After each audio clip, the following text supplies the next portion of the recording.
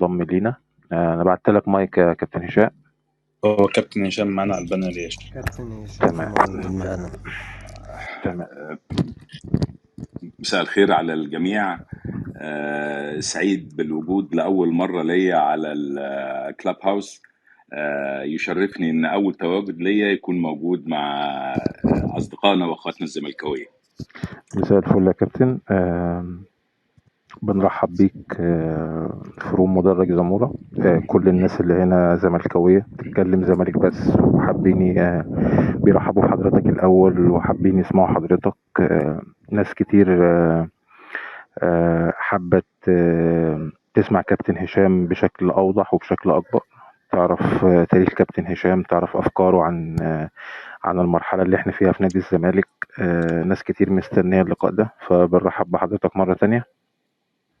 أهلا وسهلا بإخواتنا الزملكاوية، وأنا يعني كل شغف كده إن أنا أتكلم معاكم عما سبق والحالي والمستقبل، وإن كنت أنا برجح دايما أنا أتكلم على المستقبل.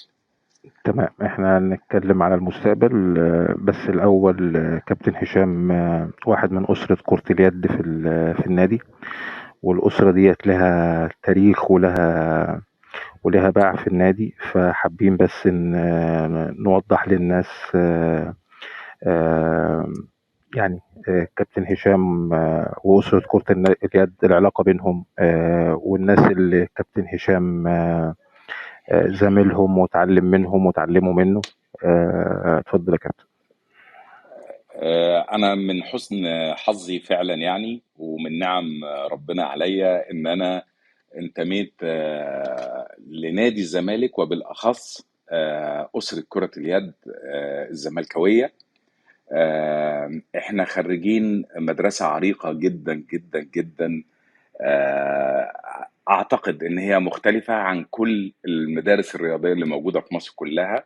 كرة اليد في نادي الزمالك احنا خريجين مدرسة الدكتور كمال درويش والمهندس حسن صقر والمجموعة الكبار والرموز بتوعنا في كرة اليد، وكابتن حسين، كابتن مدحت البلتاجي، كابتن طارق جبيل. كان كل دول بالنسبة لنا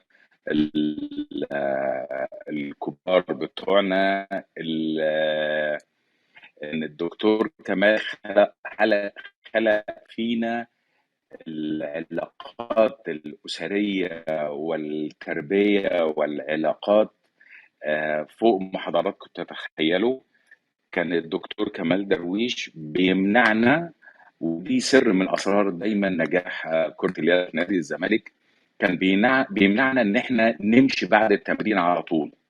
لازم بعد ما نخلص التمرين نطلع كلنا نقعد في الجنينة، ايام لما كان في جناين يعني، وممكن نتعشى مع بعض، نشرب حاجة مع بعض، بحيث ان احنا فعلا كلنا بنبقى عارفين كل حاجة. العلاقة كانت متوطدة جدا جدا عن طريق الدكتور كمال درويش. صراحة كان بيربينا قبل ما بيدربنا، وعندنا مبدأ دايما ان المكسب بيبدأ من بره الملعب مش من جوه الملعب. اللي جوه الملعب ده نتيجة المذاكرة ونتيجة الجهد اللي بيتعمل بره الملعب، ويوم الامتحان هو يوم المباراة اللي بتطلع فيه المذاكرة اللي انت ذاكرتها.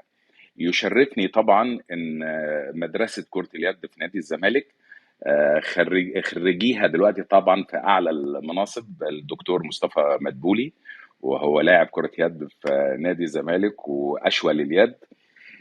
ولولا ان هو كان ما شاء الله عليه يعني متفوق دراسيا جدا جدا جدا فوق ما تتخيلوا، وكان لاعب مميز طبعا اشول. فهو دلوقتي ياتي على راس القائمه في المميزين ككارير يعني، من خريجي مدرسه كره اليد. طبعا يجي المهندس حسن صقر وزير الرياضه الاسبق، يجي طبعا الدكتور كمال درويش رئيس نادي الزمالك وعميد كليه التربيه الرياضيه اللي عمل فيها طفره اداريه ورياضيه اكثر من رائعه، وما زال يعطي للرياضه حتى الان. كابتن حسين لبيب عضو مجلس المجلس الرياضة القومي، وعضو مجلس إدارة اتحاد كرة اليد السابق، ورئيس نادي الزمالك في المجلس المعين السابق. كابتن مدحت البلتاجي نائب رئيس الاتحاد الأفريقي، ويعني اخوكم هشام نصر رئيس الاتحاد المصري لكرة اليد. وعايز اقول لكم ان في كوادر يعني عظيمه في القصر العيني. وكيل القصر العيني الدكتور طارق انيس، مستشفى 57 فيها زملكاويه عظام جدا في البورد بتاعها. في كل مكان خريجي مدرسه كره اليد بتاعت نادي الزمالك، نفتخر بيهم في كل مكان، وما زال في الجعبه الكثير والكثير ان شاء الله. ولا يهمك يا كابتن. حضرتك شفت النهارده الحكم بتأييد عزل الشخص اللي موجود دلوقتي في النادي. ايوه. تعليقك على حكم النهارده، شايفه ازاي الخطوات اللي جايه؟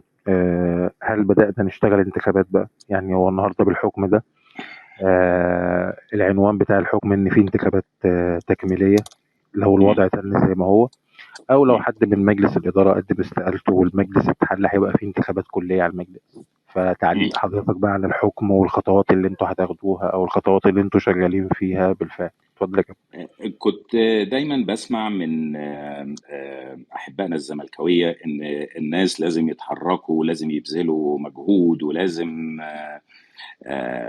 احنا عملنا تواصلات كبيره جدا مع الاجهزه المسؤوله في الدوله. وكان الكونكلوجن او الخط اللي ماشيه فيه الدوله اعلاء القانون، وده فعلا اللي حصل في الاخر.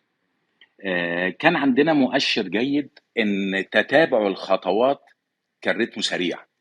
يمكن حضراتكم دايما متابعين في القضايا السابقه وكده، يعني كان دايما تلاقي مد الجلسه 3 شهور و6 شهور، ويقعدوا مثلا 6-7 جلسات. اعتقد ان سرعه تحديد مواعيد الجلسات ده كان مؤشر بالنسبه لنا طيب، لكن كان الخط واضح. اتخاذ القانون لاقصى مدى لدرجاته. بمعنى ايه؟ ما كانش فيه تسرع زي ما كان بيحصل قبل كده، ان اول ما يطلع حكم يروح حاصل حل ويروح حاصل عزل، والدرجه اللي بعديها او اللي بعد اللي بعديها الطعن اللي هو النهائي يقوم يتقلب الحكم العكس. يبقى ولا استفدت بلجنه اتعينت او انتخابات اتعملت وترجع لنقطه الصفر تاني انك تبتدي من اول وجديد. فدي خطوه جيده ان هو الحكم وصل لاعلى درجاته، خلاص مفيش بعد كده درجات اعلى من كده. وان كان انا شخصيا متوقع، ما عنديش معلومه اكيده، ان ما زالت الاحداث مستمره. يعني في خلال الشهر او الشهرين اللي جايين ده انا متوقع ان في احداث تانية تخص بقى الانتخابات، تخص مجلس الاداره الحالي، كيفيه اجراء الانتخابات. يعني في احداث، يعني النهارده الحكم بتاع النهارده ده بدايه الاحداث. الطبيعي ان يحصل طبقا للقانون انتخابات على الاماكن الشاغره. ايه هي الاماكن الشاغره الواضحه لغايه دلوقتي؟ الرئيس ونائب الرئيس، دول المكانين الواضحين. طيب، سمعنا ان النائب سليمان وهدان استبعدوه. النهارده في حفله كانت دلوقتي حالا في التلفزيون، سليمان وهدان واقف مع احمد مرتضى في وسط الحفله. هل رجع؟ هل في قرار رسمي؟ هل المكان ده شاغر؟ اعتقد ان هو مش شاغر. في احتماليه لتصعيد احد الاعضاء علشان يترشح على مكان او المكانين اللي فوق. يبقى معنى كده ان في مكان ثالث هيفضى في العضويه. يبقى الحد الادنى للترشيح هو مكانين، و3 أو 4 بعد كده مفتوح لحسب الاحداث. يتفتح هذا الاحتمال لو حصل اي احداث، اللي انا متوقعها، ما عنديش معلومه، ان ممكن تحصل انتخابات كامله. الحل ده حل اعتقد بالنسبه لي انه هيريح جميع الاطراف منعا هيريح ولا الأقرب؟ يعني أنت شايف الحل الأقرب من وجهة آه، نظرك انت كمتابع او كقريب من الدايرة يعني؟ انا متوقع ان في احداث لسه قادمه، وهتلاقي رتمها سريع جدا. ما عنديش معلومه اكيده، لكن المشهد بيقول كده. المشهد بيقول كده. وانا اتمنى يا سلام لو يجي مجلس بقى كامل بتيم وورك مع بعض، يبقى بينهم تجانس، وزي ما بيقولوا كده بالبلدي يبقى مجلس على ميه بيضاء. آه، الناس كلها كده مبتدئه من اول وجديد. لان الناس، وان كنت انا ضد اللي انا هقوله ده، ازاي اتنين هيخشوا يشتغلوا مع مجلس قديم؟ فاكيد هيبقى انا ضد هذا الكلام. ورأيي ان العمل هو اللي بيقود، مش بالخناق ولا بالزعيق ولا لا. وانا اعتقد ومتوسم في اللي تحت السن، واديني بعلنهم ان هم جعانين شغل. هم شباب، وانتوا تعلموا كلكم ان الشباب بيبقى عندهم طاقات. هم اعتقد ان هم ممنوعين من الابتكار ومن التحدث ومن العمل بل بالعكس، انت لو عرفت تستغل هؤلاء الشباب بفكر مظبوط وبفكر ناضج، اعتقد هتستفيد منهم جدا. وهيجي معاك بعد كده في القاطرة كل عاقل رشيد موجود جوه مجلس الإدارة، وهيلاقي ان القاطرة ماشية في الاتجاه الصحيح، كله هيركب هذه القاطرة. تمام. فما تقلقوش ان شاء الله. تمام يا كابتن، احنا بس حبينا نسأل حضرتك عن السؤالين علشان نبين او نوضح مقومات هشام، يعني مقومات الكابتن هشام الإدارية سواء في اتحاد كرة اليد. وكنا عاوزين ناخد رأي حضرتك برضو في رأي المحكمة. السؤال اللي بعد كده يا كابتن، خلينا نخش بقى في الغميق شوية. اتفضل. آه، احنا عارفين، وكان الكابتن حسين لبيب لما دخل معانا قبل كده كان يتكلم معانا على الجبهة اللي حضراتكم بتعملوها مع رموز النادي ومع ولاد النادي ضد الشخص المعزول، علشان دي تبقى يعني آخر طردة ليه إن شاء الله من النادي، ونتخلص من المشاكل اللي موجودة حاليا. عاوزين نعرف بقدر الإمكان المعلومات اللي حضرتك تحب تطمن بيها الناس عن آخر الخطوات اللي تمت وتوحد الرموز دي مع بعض. هو بصراحة تم اتفاق عظيم بين أغلبية أو معظم الناس اللي عندها رغبة في الترشح، أو عايزة تساعد نادي الزمالك سواء بطريقة مباشرة أو غير مباشرة، إن إحنا نأجل موضوع الانتخابات. ده منصبه إيه، وده مع مين، وده مع مين. نأجل هذا الكلام ونتوحد في إن إحنا نخرج اللي موجود حاليا، وهذا قد تم الحمد لله. لكن الأهم منه برضو استمرار هذا التوحد، لأن نبقى بصراحة يعني سذج يعني لو اعتبرنا أن الموضوع انتهى وخلاص والدنيا بقت وردي ومفروشة كده بمنتهى السهولة. فانا بطمنكم ان العلاقه طيبه جدا بين كل المجموعات ديت. سواء كابتن احمد سليمان، وانا خضت معاه التجربه، راجل اكثر من رائع ومحترم. كابتني واللي شهادتي فيه مجروحه كابتن حسين لبيب. انا لسه قايل لكم ان احنا عندنا موصل وقيم في اسره كره اليد.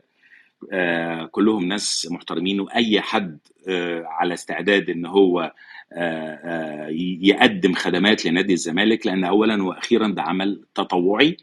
وانا شخصيا سواء جوه او بره، وده حصل في كذا موقف يعني بيني وبين نادي الزمالك. اول ما بلاقي فيه حاجه فعلا ميجر تستاهل ان انا انبه، اي معلومه بيحتاجوها مني سواء في كره اليد او في اي حاجه تانية، ما بتاخرش. يعني حتى لو في خلافات وفي مشاكل، لكن الاقي ان البيت هيضر او يحصل في مشكله، لازم البي او ادي النصيحه اللي حاول تنقذ نادي الزمالك من هذا الوضع. فانا بطمنكم مفيش اي خلافات، بل العكس تماما، توحد تام للهدف اللي هو خلاص قاب قوسين او ادنى ان هو يتحقق. لكن الاهم منه ان الخطوات الجايه لازم يكون فيها تنسيق وتنظيم، بحيث ان يبقى في جبهات موحده ضد اي حد يحاول ان هو يفتت هذه الافكار. بالظبط يا كابتن، وده برضو يهمنا ان احنا ننقل وجهة نظرنا لحضراتكم في فكرة تفتيت الأصوات لو حصل انتخابات تكميلية، ولو حصل سواء انتخابات تكميلية أو انتخابات كاملة وهو ليه حق الترشح، أو هو نزل اوريدي وترشح، فلازم يبقى المرشحين جبهة واحدة لعدم تفتيت الأصوات، ولو الكلام ده لمدة دورة واحدة، وبعد كده يبقى هو مش موجود، ويتم اللي عاوز يرشح نفسه واللي عاوز يطرح نفسه لنادي الزمالك يتفضل يعني. كلام رائع، وده اللي احنا بنسعى له ان شاء الله. تمام يا كابتن. طيب الحاجة اللي بعد كده، بما إننا جبنا سيرة الانتخابات والجبهة الموحدة ضد المعزول، فهل في يعني عاوز حضرتك برضو تقول لنا إن هو في الآخر اللي هيدي الأصوات أعضاء الجمعية العمومية وليس الجماهير؟ الجماهير هتقف في ظهركم ضد المعزول، ولكن إحنا المهم حاليا واجب الوقت حاليا إن إحنا نشوف أعضاء الجمعية العمومية ونشوف تحرك تجاه أعضاء الجمعية العمومية. عاوزين حضرتك برضو تقول لنا عملتوا ايه في الملف ده.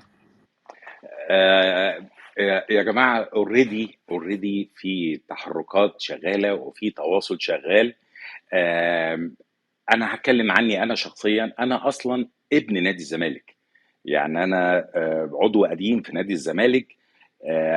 انا حضرت اسماء، اعتقد كلكم شباب ممكن ما تكونش شفتهم بعينيكم. يعني انا كابتن حسن حلمي والصباحي وكامل بيطار واسماء عظيمه، حسن عامر، نور الدالي، اسماء كبيره جدا.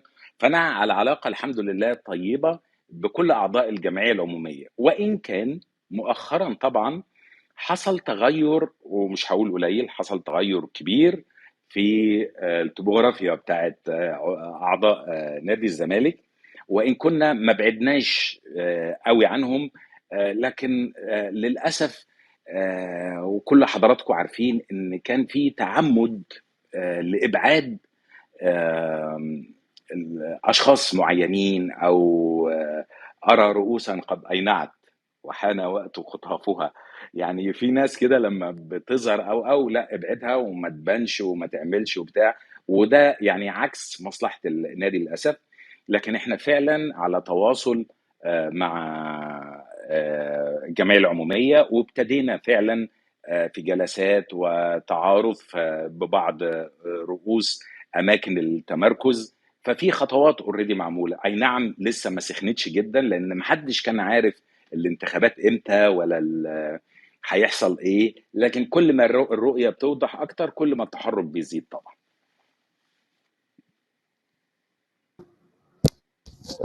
طيب، نصعب الأسئلة شوية يا كابتن هشام. اتفضل. ملف المحبوسين وجماهير نادي الزمالك اللي عليها ضرر. عايزين نعرف يعني تصور حضرتك بص أو مجلس اللي جاي، إذا كنت حضرتك ليك نصيب فيه في الملف ده بالذات يعني. اتفضل. بص يا استاذ شريف، ثق تماما. اذا انا لازم اقول نقطه بس قبل ما ارد على السؤال ده. نادي الزمالك حاليا لم يتبقى فيه الا الاسم الكبير جدا جدا. انا سافرت كتير جدا الحمد لله، افريقيا واسيا واوروبا لا، نادي الزمالك نادي عظيم بجد، نادي كبير، واللي هينقذه اسمه. يعني هو دلوقتي في ضائقة مالية رهيبة، اللي هينقذه حاجتين: الجماهير المخلصة الزملكاوية واسمه الكبير.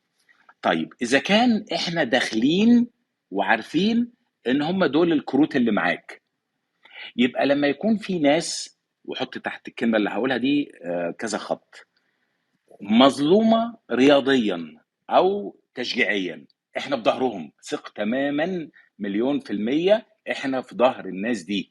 مش هنسيب حد وقع عليه ظلم، بالطرق القانونية، بالعلاقات الشخصية، بدعم، بكل السبل. الناس اللي مظلومة في التشجيع او حاجة عشان خاطر نادي الزمالك، احنا معاهم طبقا للقانون والإجراءات القانونية. احنا مش ضد الدولة، مش ضد التنظيم، مش ضد ان العملية تبقى منظمة ومشرفة لجميع الأحوال، لكن احنا ضد الظلم، ضد ان واحد حتى لو كان عمل شيء خطأ علشان الرياضة ما هوش مجرم بقى رهيب ويعامل معاملة قاسية. لا، هنحاول بقدر الإمكان وبكل ما أوتينا من قوة إن إحنا نساعد الناس دي، نقف في ظهرها، نوكل لهم محامين، نتواصل مع أسرهم نشوف وصلوا لحد فين، وإن شاء الله ده هيبقى أحد الملفات الهامة للمجلس القادم إن شاء الله. بحييك يا كابتن على الإجابة، وإن شاء الله يعني موفقين. طيب، سؤال كان عمل لغط الفترة اللي فاتت، وناس كتير خدت الكلام واتجزأ، وناس أولت الكلام. علاقة ممدوح عباس بالزمالك. طبعا انت حضرتك عارف المشاكل اللي بين جمهور الزمالك وممدوح عباس. ماشي، تمام. فعايزين نعرف تصور كابتن هشام نصر، تمام. ايا كان موقعه من المسؤولية في النادي، في العلاقة مع ممدوح عباس وبين نادي الزمالك. اتفضل. أنا أعتقد إن مجلس الإدارة القادم، وأنا لو ليا نصيب إن أنا واحد منهم، إيدينا مفتوحة لأي مساعدة لنادي الزمالك بدون شروط. مهمة جدا الكلمة دي. إحنا عندنا مشاكل في النادي، مين يقدر يساعد؟ مادي أهلا وسهلا، فكري أهلا وسهلا، معنوي أهلا وسهلا، لكن طبقا لرؤية مجلس إدارة نادي الزمالك. يعني إن شاء الله مش وعد، لكن مش هكون يعني بخبي عليكم. أنا عندي نية حتى شخصية من عندي إن أنا هحاول أتدخل في مشكلة الحجز بتاع الرصيد بتاع نادي الزمالك، أحد الأرصدة اللي محجوزة لصالح ممدوح بيه عباس. هحاول أحل المشكلة دي لمصلحة نادي الزمالك وليس لمصلحة شخص. أي حد رجل أعمال محب ومتعاطف مع نادي الزمالك أهلا وسهلا بيه على الرحب والسعة، لكن طبقا لخطة وبلان محطوط علشان خدمة نادي الزمالك، وليس تطبيق فكر اللي هيدفع فلوس. محدش يدفع فلوس. وهضرب مثل في الكلام ده أنا عشته. طبعا تعرفوا المرحوم حسن أبو الفتوح، كلكم تعرفوه طبعا، احد رؤساء نادي الزمالك. طبعا. لما جه رئيس نادي الزمالك، وهو كان محب جدا لنادي الزمالك لكن ما كانش بتاع رياضه، فعمل ايه؟ عمل حاجه عظيمه جدا. جاب الناس اللي بتفهم في الرياضه، قال لهم، وهو كان ما شاء الله يعني ربنا كرمه راجل ملياردير يعني. نادي الزمالك محتاج ايه؟ تخيلوا ان صاله 2 بتاعه نادي الزمالك اللي لغايه دلوقتي اجيال ورا اجيال ورا اجيال بيتخرجوا من هذه الصاله اللي عاملها المرحوم حسن ابو الفتوح. صاله تنس الطاوله والمنازلات، الصاله دي دورين وفيها بيزمنت كمان للوكرز والحاجات ديت. الصالتين دول اللي عاملهم حسن ابو الفتوح، اللي بيخدموا نادي الزمالك لغايه دلوقتي. يبقى هو ما جاش قال انا معايا فلوس اهي كتير، لا عايزين نعمل هنا كذا او نجيب هنا كذا او روحوا اشتروا كذا، لا، جاب الناس المتخصصه اللي فاهمه عايزين ايه، النادي محتاج ايه، محتاج كذا ومحتاج كذا. يبقى لغايه دلوقتي نادي الزمالك بيستفيد من هذا. يبقى انا ليه اخسر رجال الاعمال؟ لا، على فكره، وكلمه رجل الاعمال هو عنده عقل كبير وعقل اقتصادي وعقل استثماري، فهو لو لقى اللي قدامه فاهم مش هيبخل. لكن لو لقى اللي قدامه عشوائي يبقى لا، انا ليه يعني؟ وفي الاخر اتشتم يعني.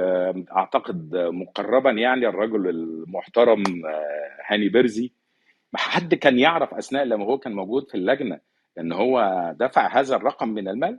والناس دي بتبقى في غنى على ان اسمها يتقال و والراجل طوعا وبكل ترحاب ساهم وعن كل حب باللي اتقال له عليه، احنا محتاجين كذا، ادفع هنا كذا، راح الراجل دافع. ما تعرفش الموضوع ده الا بقى ما اهينا بقى وجابت سيرته وبتاع والكلام ده كله للاسف طيب الشديد. طيب نقدر نقول ان مفيش حد بما فيهم ممدوح عباس واولهم ممدوح عباس ليه وصاية على مجلس ادارة الزمالك ايا كان اللي بيعمله او اللي عمله او اللي هيعمله. تمام كده؟ تمام كده.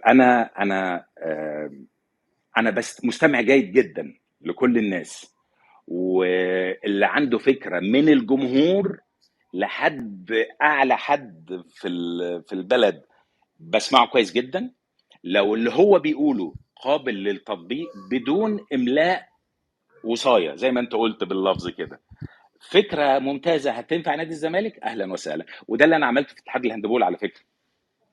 يعني احنا فصصنا مستويات الدوريات. كان الاول كلهم بيتجابوا كلهم كده على بعض وكلمتين وسلام عليكم، لا. اللغه اللي بيتكلم بيها فريق كره القدم، انا بضرب بقى المثل على الزمالك. يعني في الهاندبول كان بتوع دوري المحترفين بيتكلموا لغه فنيه، بتوع الدوري الممتاز لا، ممارسه اكتر منها فني. البنات لغه تانية، فلما تسمع الكلام ده غير كلام ده غير كلام ده. طيب في نادي الزمالك بتوع كره قدم هنجيب الناس، وانا بقى بصراحه كده بيني وبينكم نصير الشباب. يعني اللغه اتغيرت يا جماعه، لغه الشباب الحالي بقت لغه مختلفه جدا. طبعا نحترم الناس الكبار وخبراتهم اللي مروا بيها ونستعين بيهم، لكن الشباب دلوقتي بقى بيتكلموا ومطلعين اكتر وعندهم الاحدث و هنستعين بكل الكوادر دي سواء القديمه سواء الجديده. النشاط الاجتماعي اللي في النادي، في ناس بتحب انها تقدم نشاط اجتماعي وخدمي في نادي، يبقى هنستعين بالناس دول بدون وصايه من حد، لا، ايد بايد وزي ما قلت تيم وورك كده هنطلع افضل نتائج. طيب كابتن هشام، التعامل مع مجلس ادارة الاهلي. نحن على قدم المساواة مع مجلس إدارة النادي الأهلي. إن أحسنوا أحسننا وإن أساءوا أسأنا فقط. إحنا تمام. فرقة قوية، نادي اسم عريق، التنافس بيننا على قدم المساواة. مش معنى ان هو كسبني مرة وانا كسبته مرة ان هو يبقى اعلى مني او انا اعلى منه، لا والله. لو المعاملة طيبة فبالمثل، المعاملة سيئة فبالمثل. واحنا عندنا اعتقد من القوة والعقل والرزانة ان احنا نعرف نقيم اللي قدامنا بيتعامل معانا ازاي. تمام. التعامل مع ملف زي ملف شيكابالا، بمعنى حصل تجاوز مثلا وانتم موجودين في المجلس من جمهور الاهلي لشيكابالا، هل هت هتعملوا الخطوة اللي جمهور الزمالك كله بيطالب بيها من أول المشاكل دي ما حصلت، وتقدموا شكوى في العنصرية وفي الفيفا والكلام ده، طبعا. ولا في خطوط حمراء مفيش حد بيتعداها؟ بص السؤال لا، واضح وصريح اهو. هو بص، هو الشكوى ليها درجات. الشكوى ليها درجات. هو انا ما ينفعش اتعدى كل القوانين واللوائح اللي انا ماضي عليها كاتحاد واروح اشتكي على طول في المحاكم الرياضيه الدوليه. لا، انا اول خطوه بشتكي للاتحاد اللي عندي. مفيش المفروض كان في مركز التسويق التحكيم، مفيش في اتحاد الفيفا، مفيش في الكاس. واسال بقى مجرب بقى في التصعيد الدولي. انا خدت كل التجارب ديت. فاكيد شيكابالا انا بالنسبه لي يعني رمز من رموز نادي الزمالك، ودافع عنه وعن بشرته السمراء الجميله اللي كل الزملكاويه بيعشقوها يعني. بالعكس. تمام. تمام يا كابتن. في مثلا احنا بنشوف الاهلي بيزق في كوادر في الاتحاد الافريقي وفي اتحاد الكوره وفي لجنه المسابقات وفي لجنه الحكام. شايف الخطوة ديت احنا ممكن كنادي نعملها شوف ازاي شوف يعني؟ شوف انت بتقول ايه. ولسه انا حكي لك من شويه ان كان في 5 في اللجنه الاولمبيه المصريه بالظبط. ابناء نادي الزمالك، اتعمل معاهم ايه؟ حرب. شطبهم من نادي الزمالك. وتقول لي كوادر؟ لا، انا ما ده انت بتكلمش عن قوتك. تصرف. ايوه، انا انا ما بقول لك بتكلمش عن تصرف العكس. المعزول. اتفضل. لا يا فندم، انا بقول لك بقى العكس. انت كل ما يبقى ليك كوادر في كل مكان، في اداره، في تحكيم، في تدريب، في دكاتره، في كل الكفاءات موجوده في كل الاتحادات وفي كل المجالات. ودي استراتيجي بصراحه بتاعت الانديه الاخرى. لكن نادي الزمالك مقصر في هذا الموضوع، مقصر في هذا الموضوع. لا، لازم يبقى لينا كوادر في كل حته. انا عايز اوصل الكوادر دي للفيفا، للاتحاد الدولي، وعندنا كفاءات نقدر نوصلها لحد الاماكن ديت. بس نعمل لها سبورت اللازم، ونسبل لها، نعمل لها الدعم ونخلي الناس تسمعهم والناس تشوفهم، تقوم تقول اه الولد ده كويس، لا نقدر نستعين بيه في الاتحاد الافريقي، وده نوديه في الاتحاد الدولي، ده معاه كذا لغه يطلع، ده فاهم في الناحيه القانونيه، ده فاهم في الناحيه الاداريه، وذوق الناس. طبعا طبعا يا ريت، انا جاهز للموضوع ده ان شاء الله يعني. اتفضل. طيب، عندنا الأستاذ محمد عبيد.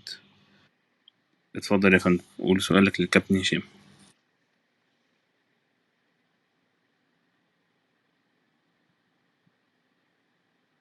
استاذ محمد صوتك مش مسموع.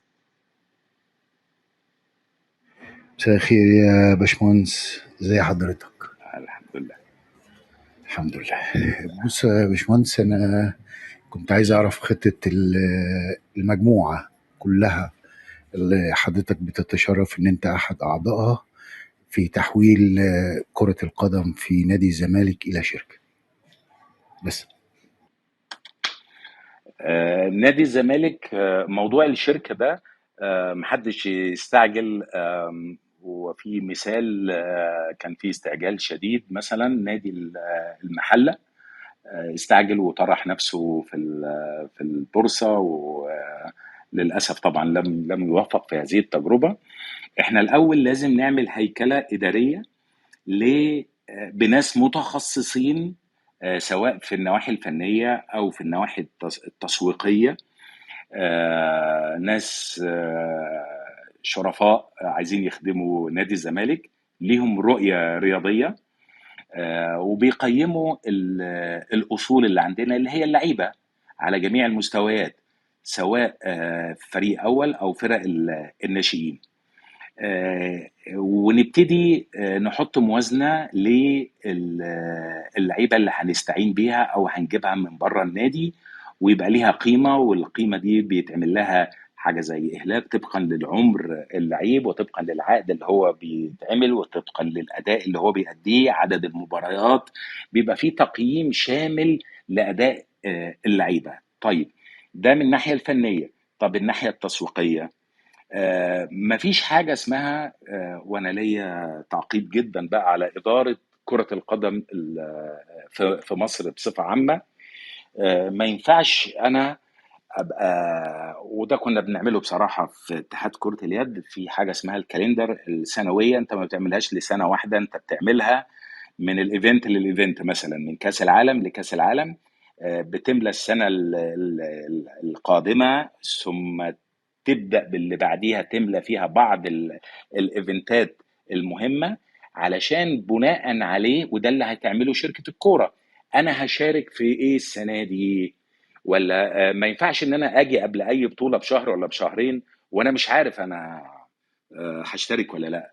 طب الاحمال البدنية بتاعت المدرب هيشتغل عليها ازاي وامتى يبقى لازم الناس اللي بتحط الكالندر السنوي، لا انا هطلع بطولة ودية بس هكسب منها 2 مليون يورو مثلا، لو خدت مركز اول، يبقى البطولة دي لازم اروحها وافضلها وقت اعلن بيه. لازم اختار الوقت المناسب اللي اقدر الاتحاد الكوره يبقى عامل من بدايه الموسم حسابه ان النادي ده مش هيبقى موجود في التوقيت ده في الدوري ده، تبقى ماتشاته متاجله من اول السنه، او مش محطوط اصلا في المنطقه ديت مباريات. يا جماعه احنا عندنا مشكله كبيره جدا، ان احنا المشاكل كتيره جدا لكن محدش بيقدم حلول. تاني، اطلع ازعق واشتم واعمل عشان في مشكله حصلت، طب السنه اللي بعديها هتلاقي نفس المشكله بتتكرر وبتتعمل هي وانت اكنك طلعت قلت كلمتين كده وخلاص. لا لا، لازم آه انا لازم يبقى ليا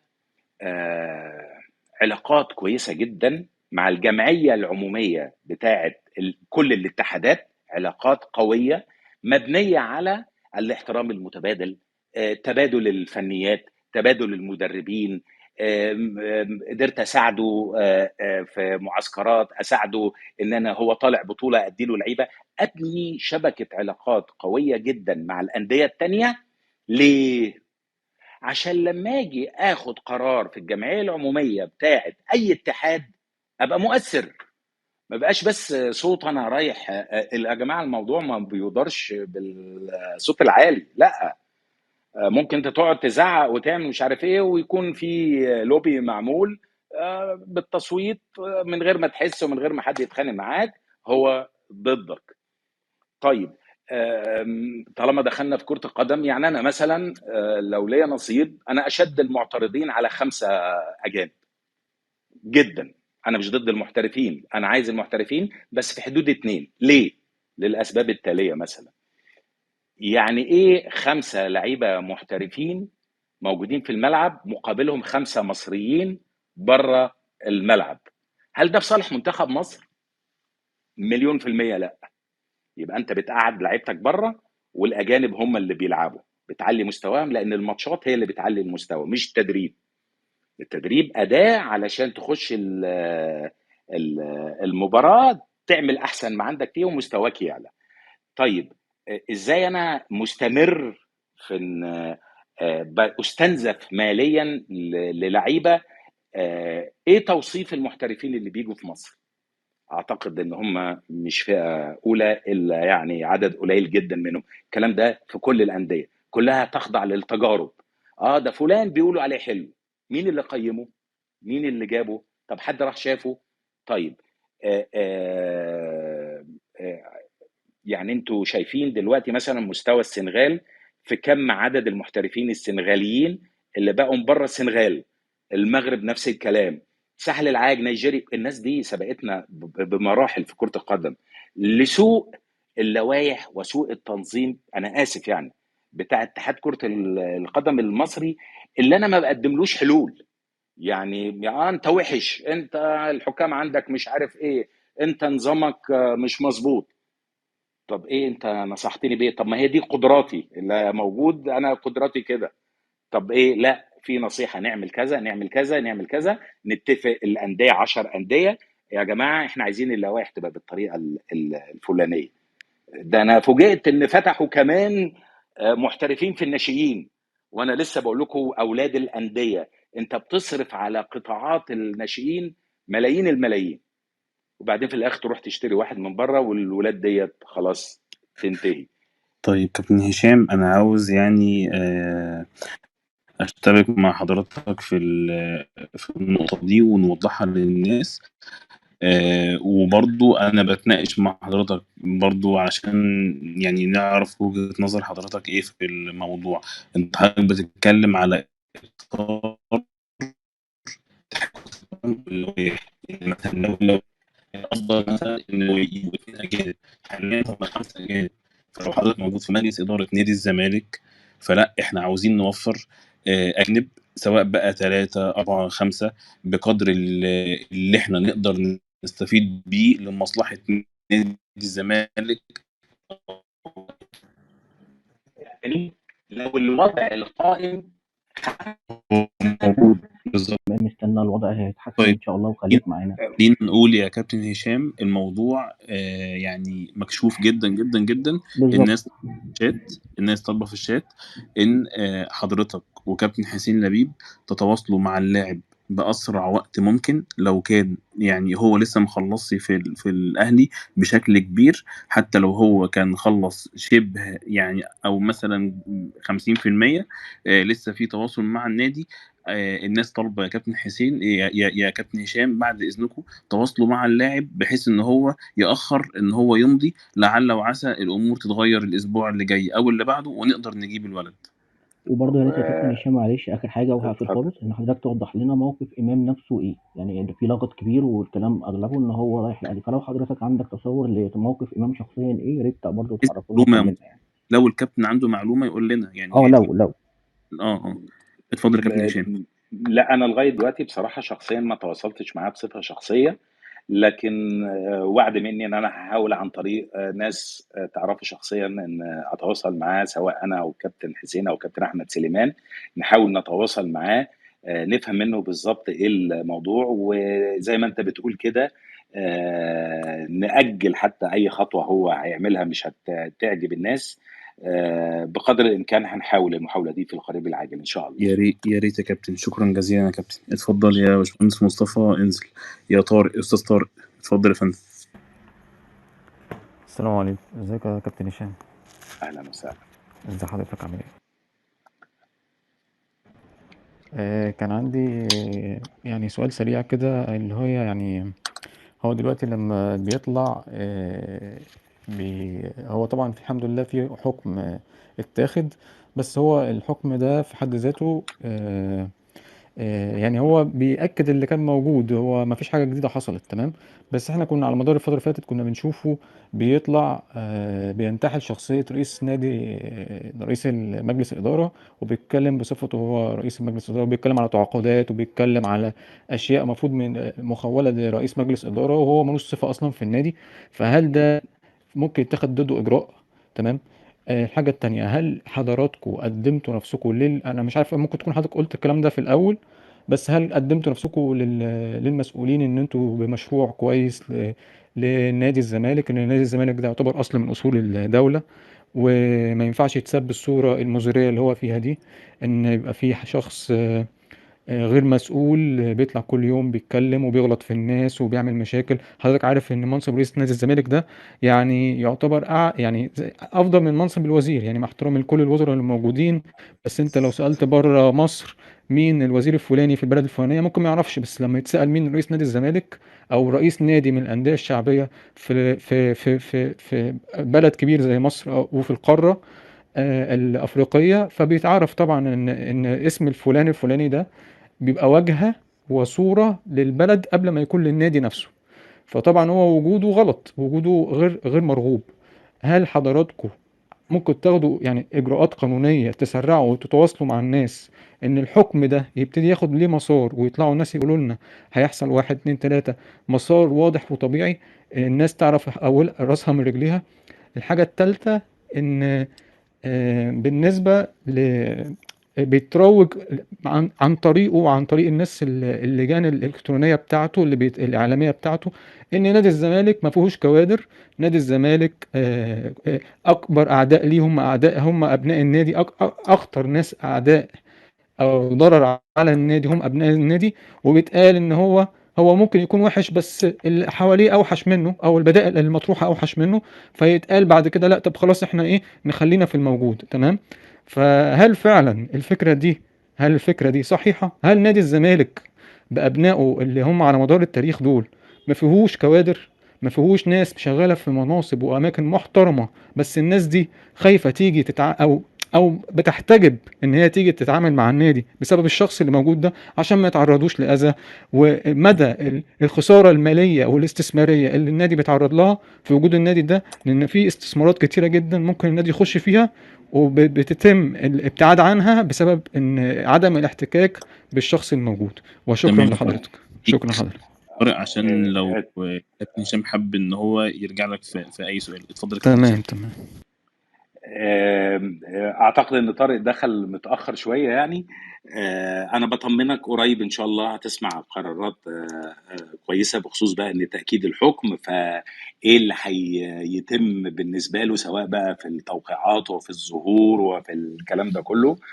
في تواصل على اعلى مستوى علشان الصورة دي بقى تنتهي ولا يصح إلا الصحيح في الآخر، ولا بد من تطبيق القانون، وده اللي الدولة متبنياه في الوضع بتاع نادي الزمالك. طيب أدينا وصلنا لأعلى مرحلة، ففي مطالبات فعلا بأن الحكم بقى يتنفذ بحذافيره، وكل اللغط والشكل السيء اللي كان بيحصل ده ينتهي.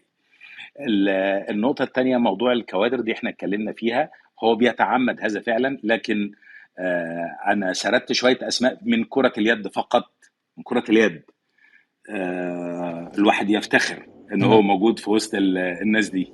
انا بقول بدوس على الحته دي بالذات يا فندم، عشان ده بيتردد بشده جدا الايام دي. فانت لو طيب معلش لو قلته اكد عليه تاني، عشان الناس الجماهير كل الناس هتسمع كلام حضرتك، والجماهير هتسمع الكلام ده.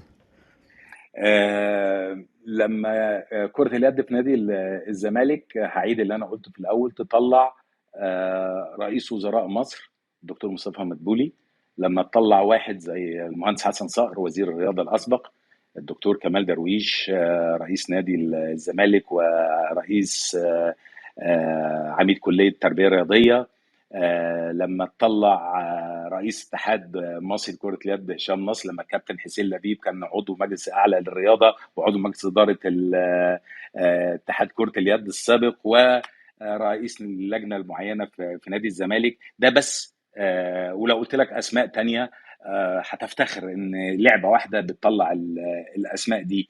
اذكر من الفولي خالد ناصف سليم ابن المرحوم ناصف سليم، وكيل وزارة المالية، وأسماء كبيرة جدا. رئيس هيئة البريد راجل زملكاوي محترم جدا الأستاذ الشريف فاروق. في كل مجال صدقني الزملكاوية محترمين جدا، بس زي ما انت قلت هو بيتعمد تشويه صور الناس دي عشان يبقى وحيدا في الصورة، وهذا خطأ. نادي الزمالك قاعدته كبيرة جدا جدا جدا، والكواليتي بتاعت الناس اللي أنا عمال أسمعهم دول، ايه اللغة المحترمة اللي الناس بتتكلم بيها ديت، ايه النو هاو اللي عندهم، سواء في إدارة سواء في تسويق سواء في إعلام. ما كل دول زملكاويه، يبقى كل دي مش كوادر زملكاويه. مش هيطلع منهم واحد مميز في الفكر الرياضي، مش هيطلع منهم واحد مميز في الفكر القانوني في كل مجال، لا هتلاقي وبسهوله. بس انت اللي تديهم الامان، تستدعي الناس دي عشان تستفيد بخبراتهم. وهو انا متاكد ان هم مش، انا بأراهن على، أنا قلت في بداية كلامي إن نادي الزمالك لم يتبقى لديه إلا اسمه وجماهيره العظيمة المخلصة. حاجة ثالثة أنا براهن عليها، رومونتادا محبي ومؤيدي نادي الزمالك، سواء رجال أعمال سواء ناس مثقفين ناس عندهم فكر، هيحصل لما يتغير مجلس الإدارة. رومونتادا من الناس دي كله هيجي على ياما في رؤساء بنوك زملكاوية، رئيس بنك سعيد زملكاوي جدا، اسماء كبيره جدا تقدر، الاستاذ يحيى فتوح نائب رئيس البنك الاهلي زملكاوي جدا.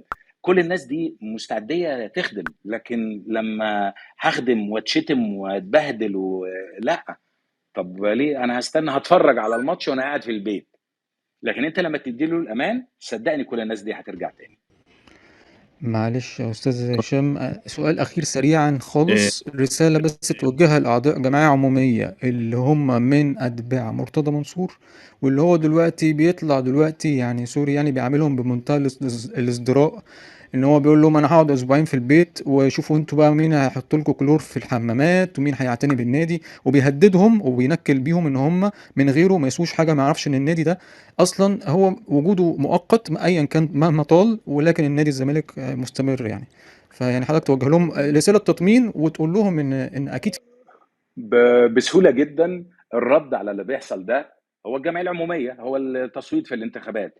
لو انت بتعاملنا بالمعامله دي، طب احنا لينا رد، في صوت هيتحط كده عشان الناس هي اللي بتجيب رئيس نادي الزمالك واللي بتجيب اعضاء نادي الزمالك علشان هو ينظم لهم العمليه ويقودهم لنتائج ولحياه اجتماعيه كويسه، مش تجبي منه عليهم. لا، هو الناس دي بتنتخبه علشان يقدم لهم خدمات، يعمل لهم استراتيجي معينه، يرفع من شأن النادي. لكن طالما انا مش موجود يبقى مفيش كلور ومفيش ميه وبتاع. طيب الرد قريب ان شاء الله في الانتخابات الجايه.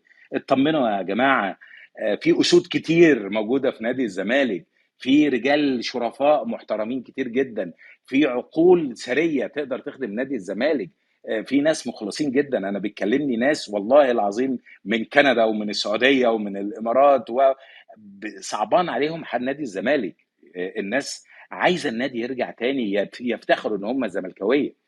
انا اتعرفت على شخصيه يعني حاجه في منتهى الاحترام، مصري سويسري الجنسيه، ولما عرف ان انا يعني ابن من ابناء نادي الزمالك راح موطي صوته كده بيقول لي على فكره انا زملكاوي.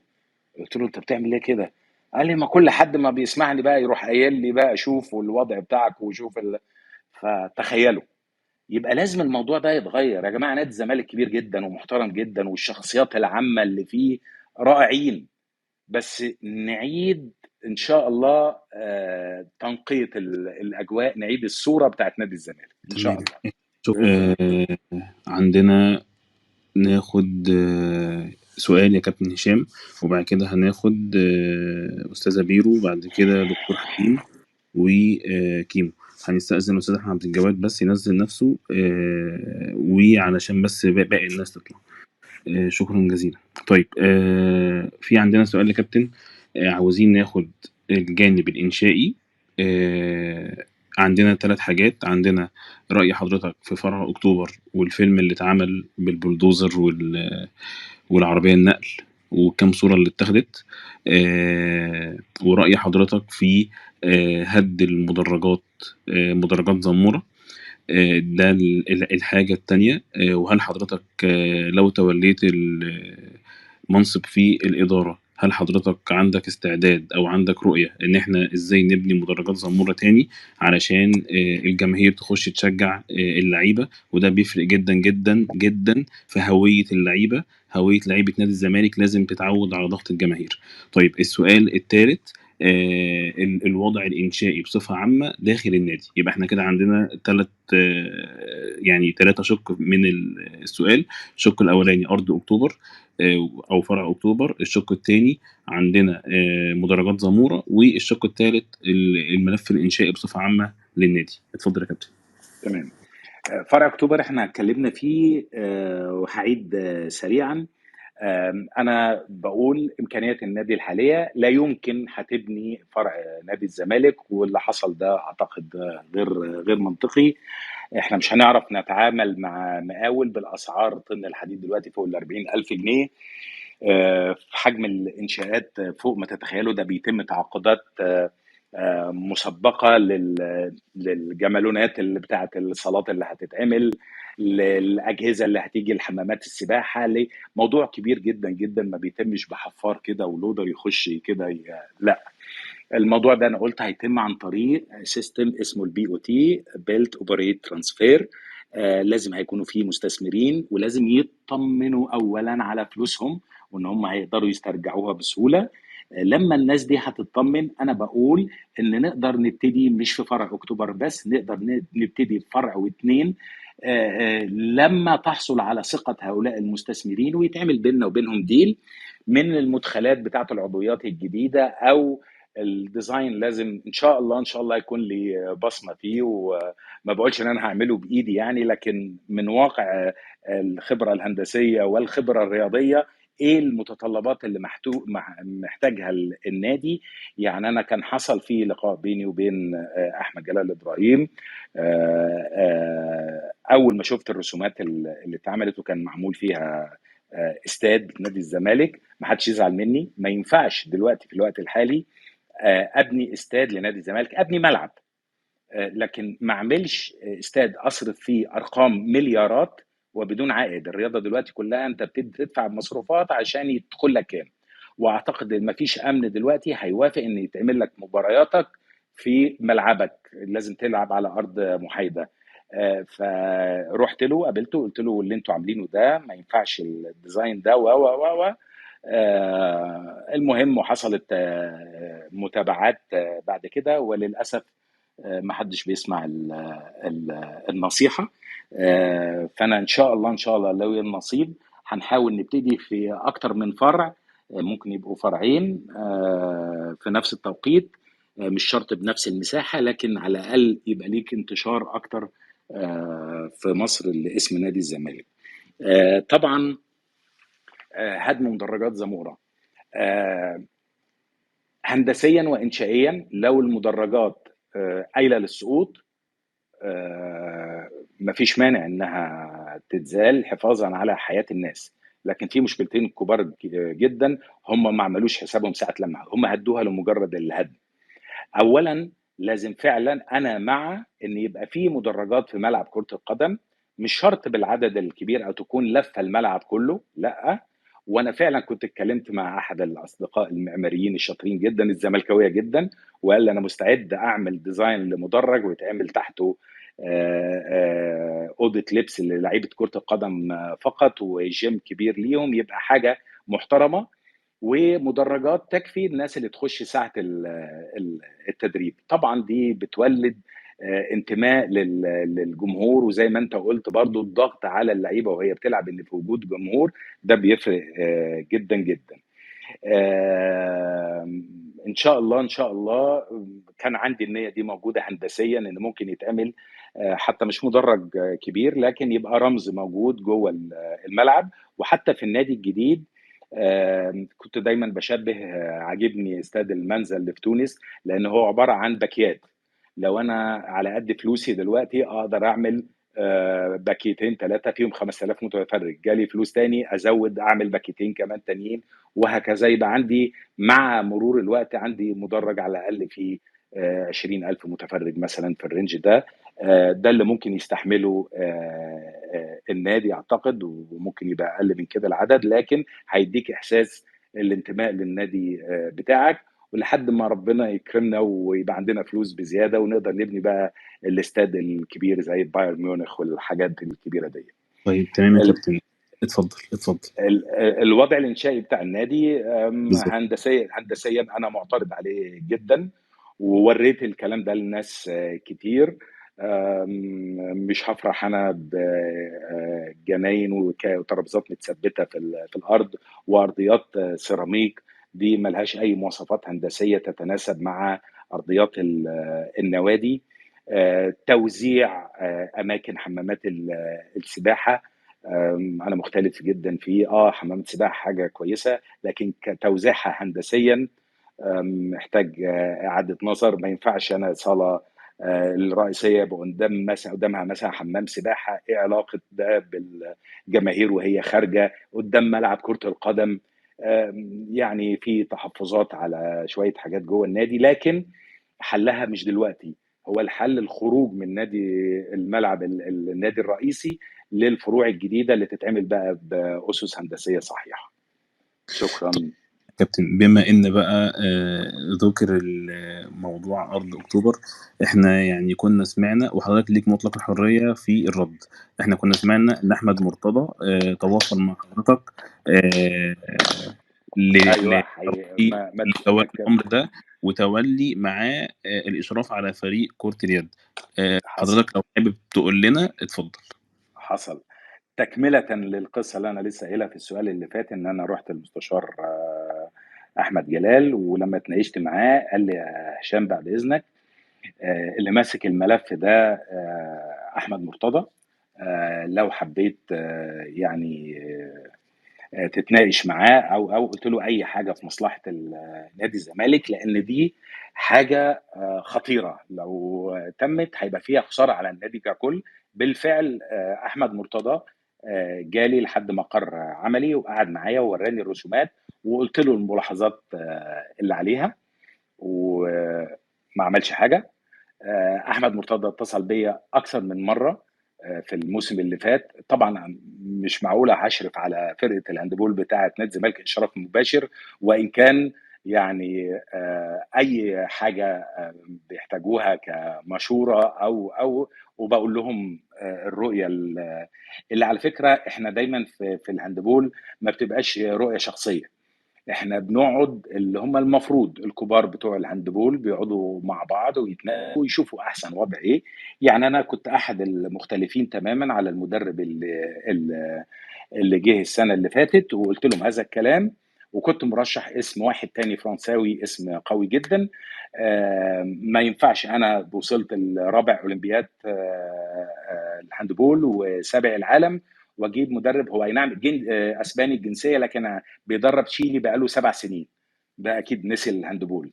وفي في الاخر قلت لهم المدرب ده طول ما هو موجود هتحصل مشاكل كبيره، ونصحت احمد مرتضى ان يسجل الاربع ولاد الصغيرين ويعمل لهم عقود. الولاد دي كويسه جدا وهيبقى تبقى ذخيره ولازم تلعب بيهم السنه اللي فاتت، حتى لو خسرت هيبقوا ذخيره بتاعتك للسنين اللي بعديها. لكن للاسف ايه اللي حصل؟ اهو بيجري وراهم دلوقتي والولاد 2 منهم مش عايزين يمضوا.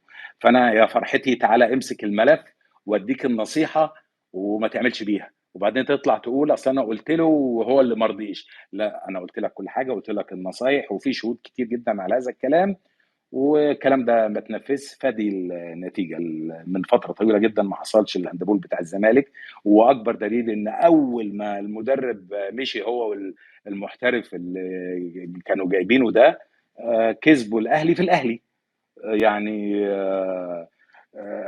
يعني وكان موجود ابن من ابناء النادي احمد رمضان ومعاه استعاروا ايهاب محسن وعملوا النتيجه دي في ملعب الاهلي. فيا ريت اتمنى ان هم يبقى عندهم اي حد يبقى عنده ثقه ان لما النصيحه تبقى خالصه ياخدها وينفذها لمصلحه المكان. انا ولا عايز بوزيشن ولا عايز صوره ولا عايز الكلام ده، انا بنصح بيتي. تمام يا كابتن. طيب احنا خلينا ناخد بالترتيب كده. طيب هي أستاذة بيرو خرجت، دكتور حليم اتفضل. وبعد كده بعد دكتور حليم هنسلم بقى زميلنا الأستاذ محمد إبراهيم الملف الإعلامي يسأل الكابتن هشام. اتفضل يا دكتور حليم. مساء الخير عليكم، وبمسي طبعا على الكابتن هشام. كل سنة وحضرتك طيب، وأنا سعيد يعني إن وجود حضرتك. وأنا حتى يعني سئلت من ناس هنا في الروم يعني تحبي مين يكون متواجد، صدقني أول اسم قلته كان اسم حضرتك. أنا حابب برضو يعني أدي لحضرتك فكرة، أنا ما كنتش داعم خالص للقايمة بتاعت حضرتك في الانتخابات الأخيرة، وأنا كنت من الناس اللي دايما بدعم المجلس في الفترة بتاعت التجميد بتاعته. وأنا بقول لحضرتك المقدمة دي ده يعني علشان السؤال اللي هسأله لحضرتك. أنا كان الكونسيرن الأساسي على حضرتك طبعا، بعيدا إنك قامة وقيمة يعني في تاريخ النادي كواحد من كباتن النادي، هو إن حضرتك مضيت على يعني القصة بتاعة عزل مرتضى منصور من اللجنة الأولمبية، أو مش عارف المسمى القانوني بتاعها. فأنا يعني أنا بعيدا بقى عن موقفي الحالي من إن الإدارة الحالية غير مؤهلة، لكن حابب برضو أعرف من حضرتك كواليس اتخاذك لهذا القرار. هل مثلا كان في شبه إرغام على حضرتك، ولا كان إيه وجهة نظر حضرتك في حاجة زي كده؟ انا سعيد جدا يا دكتور بهذا السؤال، لان ده قبل من ما حضرتك الاسئله. تجاوب قبل ايوه. ما حضرتك تجاوب انا بحييك على القرار ده لو يعني ان انت خدته. اتفضل. على فكرة هو لو حضرتك مش حابب تجاوب ولا كأني قلت حاجة لا يعني، لا يا فندم، لا لا لا بالعكس. فريندلي جدا يعني. واعتقد لما اشرح لحضرتك هتوافقني على الراي. اتفضل. خليني احكي لكم الحدوته، لان في قصه تانية اتمنى ان اسمعها من حد تاني من الاكاذيب اللي كانت بتتقال علينا يعني. من حسن الاداره انك يبقى ليك القوة المؤثرة جوه المكان اللي انت فيه، صح؟ لأول مرة في تاريخ اللجنة الأولمبية يبقى فيه هذا الكم من الزملكاوية اللي لعبوا جوه النادي أو الزملكاوية انتماء في مجلس إدارة اللجنة الأولمبية. لو انت رئيس نادي الزمالك تعمل ايه؟ رد عليا يا دكتور بعد إذنك. يعني هو انا مش ديسيجن ميكر، ودي حاجه كويسه يعني لا الموضوع انت صعب يعني. باللوجيك. لا اه خلينا اجاوبك باللوجيك. انا خلينا اجاوبك انا يا لا كابتن. اتفضل. هحتوي الناس ديت يا سلام عليك. واخليهم في ظهر النادي واستفاد منهم في اللجنة الأولمبية بس. ده ألف ب إدارة. إن أنا لو ليا ناس مش بتوعي، لكن على الأقل هيوجهوني للصح، هينصحوني. هقول لك الأسماء دي عشان حضرتك تبقى هقول اللي لعبوا في نادي الزمالك، ومش هقول الأسماء التانية اللي عندها هذا الانتماء. حازم إمام، ياسر إدريس، هشام نصر، يحيى دعبس، خالد نصر سليم. دول 5 دول لعبوا جوه نادي الزمالك، وكان في 2 أو 3 تانيين انتمائهم زملكاوي.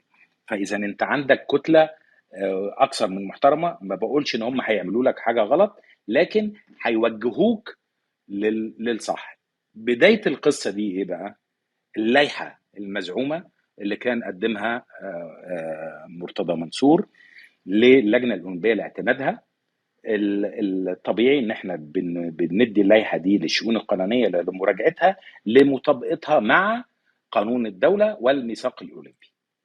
طلع فيها كم من الملاحظات لا حصر لها، فردينا عليه بجواب ان راجع الملاحظات ديت كذا كذا كذا عشان دي غير مطابقه، وعيد عرضها تاني. على كم السب والاهانه اللي حصلت للجنه الاولمبيه بصفه عامه، والمهندس هشام حطب رغم يعني زعلي منه في الموقف الاخير ده، لكن ما ينفعش يبقى رئيس الترابيزه اللي انت قاعد عليها دي بتتجاب بقى عرضه وعيلته وهو شخصيا و وانت قاعد بتتفرج، لان هتلف الدايره وهتيجي عليك كم من السباب واللعان. يعني حاجه صعبه جدا. فاخذنا قرار بتحويله للتحقيق وليس الايقاف. خلاص. ده مين يقعد على الترابيزه يرضى بهذا الكلام ان يحصل؟ لو العكس حصل، هل حد هيوافق على اللي بيحصل ده؟ وعلنا، مش مثلا منه ليه، لا ده في الميديا وانتوا عارفين طبعا اللي بيحصل. فاحنا ما وافقناش على هذا الوضع، لانك لو وافقت عليه هتدور الدايره عليك. فمجرد ما قلنا تحويله للتحقيق، شطب ال5 دول. كان المفروض الحل البديل يحصل ايه يا كابتن حازم، يا كابتن ياسر، يا كابتن هشام؟ طب ايه النقاط؟ طب تعديلها ايه؟ طب تصليحها ايه؟ طب لو قدمتها تاني في الوقت الفلاني ممكن ايه اللي يمشي، ايه اللي ما يمشيش؟ كده الامور بتدار كده. لكن يا اللي انت امك، يا اللي اختك، يا اللي بنتك، يا اللي مش عارف ايه، يا اللي انت اصلا ايه ده؟ ايه ده؟ احنا بنتكسف لما بنسمع الكلام ده. ف ف فللاسف كان القرار كده حفاظا على قيمه اللجنه الاولمبيه المصريه. لكن ان احنا بقى شطبناه وارغمنا ان احنا نمضي ومش عارف ايه، لا. هو كانت البدايه تحويله للتحقيق، ما جاش للتحقيق. طب يتمنع من دخول الملاعب. راحت حاصله المشكله الثانيه اللي كان نفسي حد تاني يسالها، وهقولها لك يا دكتور برضو عشان تبقى عندك الاجابه كامله. لما قال لك هشام نصر طرد اللعيبه، خلى اللعيبه واولاد نادي الزمالك يلعبوا بره ارضهم، وعذب اولياء الامور، وعمل مش عارف فيهم ايه و طيب انا هرد عليكم على النقطه ديت. مهام الاتحادات المحافظه على الانديه. ياما حصلت مشاكل في نادي زي نادي الشمس، نادي زي نادي الطيران، ودي أندية مهمة في كرة اليد. احنا بنعمل سبورت للأندية لأن الأندية هي اللي بتفرخ اللعيبة وليس العكس. اللعيب ياخد حقه، لكن ما نصرش اللعيب لو هو غلطان على النادي بتاعه او اساعده ان هو يضر النادي بتاعه. بالعكس، انا احاول اجيب له حقه من غير ما اضر النادي بتاعه. فايه اللي حصل لما طلع قرار عدم دخول مرتضى منصور للملاعب؟ والا هيعتبر ان فريق الزمالك منهزم خلاص. فحضراتكم متخيلين لو الماتشات جوه نادي الزمالك، متخيلين ايه اللي هيحصل؟ هيروح واخد بعضه ورايح داخل الملعب، هيروح الحكم عامل ايه؟ مصفر الزمالك انسحاب. فاحنا كمجلس اداره في الاتحاد خدنا قرار لاستبدال المباريات. انت بتلعب رايح جاي، مره على ارضك ومره على ايه؟ بره ارضك. المباراه اللي في الاول على ارضك خليناها في الدور الثاني، والدور الاولاني يلعب الفريق الثاني على ارضه، بحيث نتفادى التصادم معاه، علشان الانديه بصفه عامه. ولو الموضوع ده حصل مع اي نادي تاني كنا هنعمل كده برضو. هو احنا جايين نخسر الانديه او نعمل مشكله؟ لا، احنا بنوجد حلول. هو حول بقى هذا الكلام الحل، بدل ما يقول لنا متشكرين، بدل ما كنا خسرنا النقاط دي. وحضراتكم عارفين الموقف الشهير لما جاب كاس ونزل الملعب، وكان قرار طبعا عنيف جدا وما تنفذش في الاخر. لكن انت ليه تضطرني ان انا اخش معاك في مشاحنات ومطاولات و هو اللي بيجرك لهذا الملعب للاسف. لو انت ما عندكش قيم واسس، وابتديت تبيع للناس ان هو وقف، او مش هو بقى، هم المجموعه ديت وقفوا رئيس نادي الزمالك. الله، هو انت ليه ما بتقولش الحقيقه ان انت سبيت ولعنت وهزقت وعملت اللي ما يعمل، ونبهنا عليك وقلنا تعال نحقق معاك علشان نخلص الموضوع. انا عليا حصانه ومحدش يتحقق معايا، وصدر المشهد ان احنا بقى المضغوط علينا علشان نأذيه وعلشان نبعده، وهذا الكلام عاري تماما من الصحة. اعتقد اكون رديت عليك يا دكتور حليم. ابراهيم اتفضل يا محمد. تمام. كابتن هشام، بنشكرك اولا على صبرك وسعة صدرك. الحقيقه يعني الناس كلها او الرسائل اللي بتيجي للجروب هنا في الروم بتشكر سيادتك جدا على سعة صدرك وصبرك على الناس، وحابين الناس اصلا تسالك اكبر قدر ممكن من الاسئله. فاحنا بنشكرك مره واثنين وثلاثه. ده اول شق. الشق الثاني، وبما اني يعني احد العاملين في مجال الاعلام ومن فتره طويله جدا، واحد اعضاء ايضا الجمعيه العموميه، معلش يعني حابب اخد حضرتك في الشق الاعلامي، لانه نادي الزمالك لا يستحق اعلاميا ما هو فيه الان، على مستوى القناه وعلى مستوى الميديا سنتر جوه النادي. المركز الاعلامي جوه النادي متحكم فيه شخص بعينه، هو اللي متحكم في الصفحات الرسميه للنادي، هو اللي متحكم في القنوات الرسميه للنادي على السوشيال ميديا. وقناه نادي الزمالك ليل نهار هي الشغل الاول والاخير ليها التمجيد في رئيس النادي المعزول. نادي الزمالك اعلاميا يستحق اكثر بكثير من الموجود دلوقتي، سواء في القناه سواء في الميديا سنتر. هل في اي خطط اعلاميه في اذهان حضراتكم؟ واذا كان في خطه اعلاميه موضوعه يعني نقدر نسمع رتوش ليها او ملامح ليها ولا لا؟ ده اول حاجه. تاني حاجه يا كابتن، انا واحد من الناس، مثلا انا عرضت قبل كده وما كنتش عاوز اي مقابل، بالعكس يعني انا عرضت قبل كده على احد الاشخاص بدون ذكر اسماء عشان الاحراج، يعني عرضت على احد الاشخاص داخل نادي الزمالك بصفتي واحد من اعضاء الجمعيه العموميه، وبصفتي حد يعني يعمل في هذا المجال، ويعز عليه انه يشوف الحته اللي هو بيفهم فيها بايظه بالشكل ده، وهي الاسوأ داخل نادي الزمالك. شوف بقى، يعني حضرتك بتتكلم على الفرق الرياضيه، وحضرتك بتتكلم على الانشاءات داخل النادي وما الى ذلك، لكن انا بقول لحضرتك الشق الاعلامي هو الاسوأ داخل نادي الزمالك. لك ان تتخيل، وده مثال بسيط يا كابتن عشان اوضح لك الصوره كامله. لك أن تتخيل أن الصفحة الرسمية لنادي الزمالك على الفيسبوك، نادي الزمالك اللي شعبيته في الوطن العربي تتجاوز ال 150 و 200 مليون بدون مبالغة، بدون مبالغة. في الخليج والوطن العربي الصفحة الرسمية فيها 6 مليون بني آدم فقط لا غير.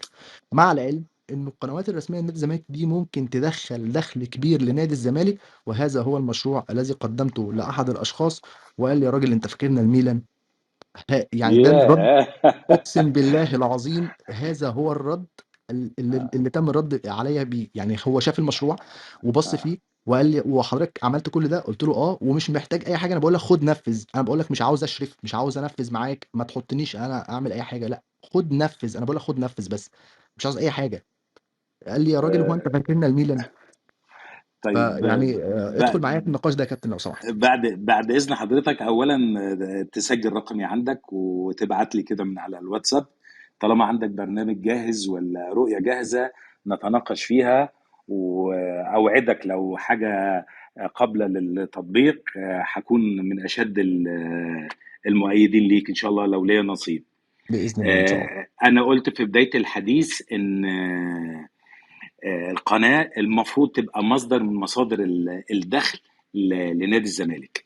هيكون ازاي ده؟ هيتم الا اذا كان المحتوى جاذب للجمهور وما اكثره، بس لما يلاقي ايه حاجة يتفرج عليها، حاجة يبقى متشوق ليها، حاجة يقدر يبقى النقل حصري عليها. عايز اقول لك ان انا لما كنت في الاتحاد مثلا كان في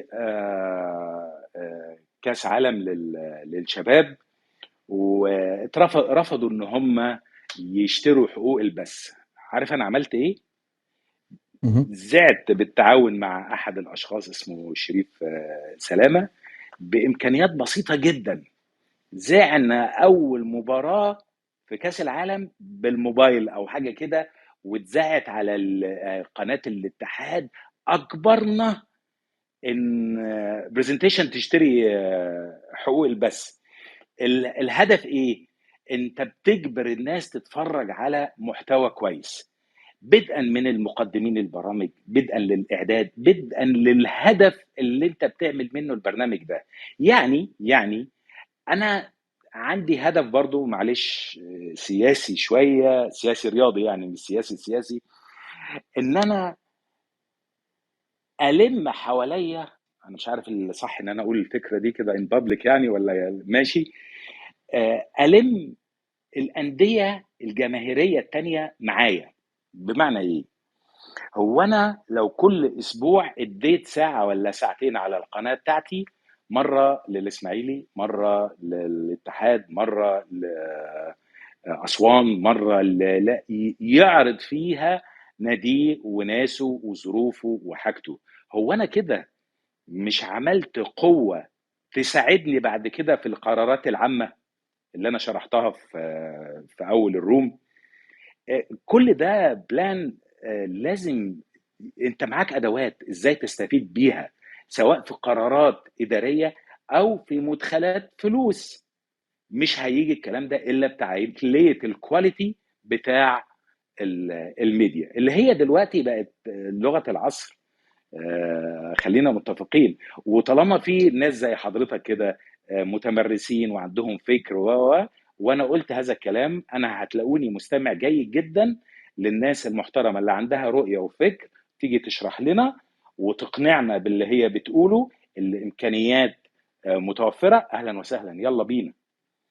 نادي الزمالك يا فاحتفظ كابتن هشام. برقمي. حاضر. نادي الزمالك يا كابتن هشام لا يمتلك مكان للبريس كونفرنس، تقديم اللعيبه بيتم في المكتبه، فدي يعني انت رحت ريال مدريد وبرشلونه الكامب نو انا انا سافرت بره وشفت انديه اه كتير، بس الحقيقه يعني مش في اوروبا. انا اه رحت نادي الوحده في الامارات، ورحت نادي العين في الامارات، رحت اهلي جده في السعوديه، رحت نادي الصفاقسي في تونس، رحت نادي الوداد في المغرب. ويقول لك انا عامل نادي عالمي. الحقيقه يا كابتن انه الانديه دي، بص كابتن هشام نصر كابتن نادي الزمالك، رمز كره اليد في نادي الزمالك هو الكابتن حسين لبيب. اين يرى الكابتن احمد الاحمر بعد اعتزاله؟ يا نهار ابيض. داخل الملعب ام خارجه؟ سؤال يعني معلش. اعتقد ان احمد، اعتقد يعني هو مش انترستد قوي في التدريب، لكن هو احمد الاحمر ده يتعمل له تمثال في كرة اليد بجد يعني. انجب من انجبت ملاعب كرة اليد في مصر وافريقيا والعرب، سلوكا واخلاقا ووفاء ومهارة ونتائج وادب الله واخلاق عليك. الله عليك. وكل حاجة. وبره بوالديه النجم مصطفى الاحمر. شوف مصطفى الاحمر ده لما كان بيلعب كانت صورته في الكتب بتاعت كليه التربيه الرياضيه للستايل بتاعه ده. احمد الاحمر ده قده 10 مرات. مصطفى هيزعل مني. بس هو عارف كده وهو معترف، طب كلنا هل سيتم احتضان احمد الاحمر ككادر اداري في الفتره المقبله جدا ونشوفه؟ جدا جدا جدا. وعد منكم للجمهور عشان في الجمهور في متعلق جدا كل باحمد. في بص في كل لعبه في النوعيه دي، مع هو الفارق طبعا احمد في هو حته تانية. هو مع احترامي ليك يا محمد، هو مش متعلق لا، هو الجمهور نفسه يشوف احمد بالظبط الاحمر او بالظبط. شيكابالا او الناس العلامات ديت على كرسي رئاسة النادي في يوم من الايام. فالكلام ده مش هيحصل غير لما الناس اللي زي كابتن هشام وكابتن حسين ياخدوا بايد الناس دي اداريا بالظبط كده. ويعلموهم. بالظبط. اتفضل يا احمد كابتن. ده مش هقول ابني عشان ما اعجزش نفسي قوي، لكن هقول ده اخويا الصغير. النموذج احمد الاحمر نموذج يعني يقيم. وعلى فكره في زي احمد برضو، بس احمد هو التوب يعني بتاع كره اليد. انت عندك اقول اسماء ولا ما اقولش اتفضل يعني طبعا عشان ما يعني ازعل واحد زي حسين مثلا زكي آه، وحسن يسري حسين زكي. اديك انت بتقول اهو، يعني انت و... عارف اسمائهم اهو. وايمن صلاح تخيل والروبي ومجدي ابو المجد. تخيل كل الاسماء دي للاسف بره النادي. للاسف فعلا للاسف صحيح. صحيح. للاسف. ودول ناس يعني حاجه رائعه والله العظيم. ماذا لو اختار احمد الاحمر ان يكون داخل الملعب في الكادر التدريبي، هتعملوا ايه؟ اهلا وسهلا. هنساعده وهنقويه ونعلمه لحد ما يبقى احمد الاحمر المدرب الرائع ويكسب كاس العالم ان شاء الله يعني. في رايك فنيا يدي كام سنه للزمالك قدام؟ طول ما فنيا. بص دي علموها لنا الاجانب بصراحه، عكس ما كان بيحصل يعني قبل كده يعني. واحنا سالنا المدربين العظماء اللي حققوا نتائج كويسه مع المنتخبات. انا ما بسالش على سن اللعيب، انا بشوف اداؤه في الملعب.